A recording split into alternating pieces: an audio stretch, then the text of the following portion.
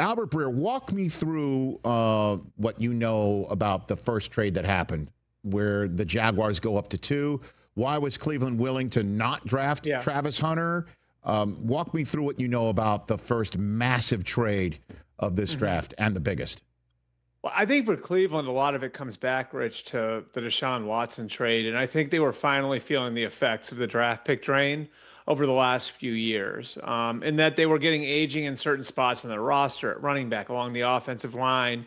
And they didn't have young players coming up to replace those guys. You could even argue at linebacker with, the situation injury wise with Jeremiah Owusu-Koramoah. So, I think it was just sort of the Browns taking an honest look at where they were as a team and basically conceding to themselves we're not a player away. We have some work to do here, and this was a way to sort of reset and go back and build up the guts of the roster again. And look, I think everybody on balance would say they did pretty well.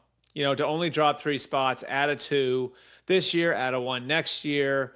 Potentially maybe put themselves in a position to draft a quarterback next year. I'd say overall, like you can see the Browns' strategy was pretty clear, and I think they did well to get Mason Graham at 5, and then early in the second round get Carson Schlesinger and Quinshon Judkins. Those were all things they needed. The Jaguars are interesting to me because.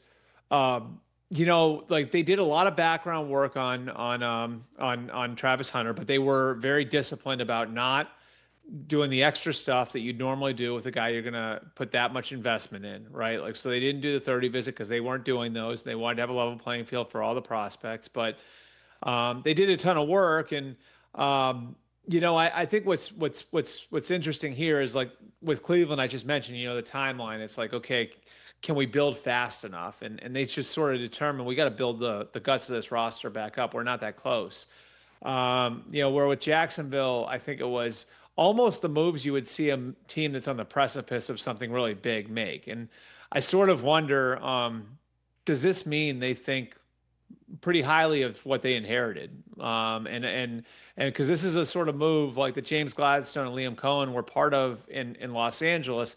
And the difference here is the Rams had demonstrated history of winning when they were making those moves, when they went and got Jalen Ramsey, when they went and got Matthew Stafford, and the Rams did it for veteran players. In this case, you don't have demonstrated history, and you're doing it for a rookie. So it'll be interesting to see if the Jaguars wind up being a 10-11 win team, because that's the other part of it, right? Is like if you win 10 or 11 games, then next year you're giving up what, like the 23rd pick?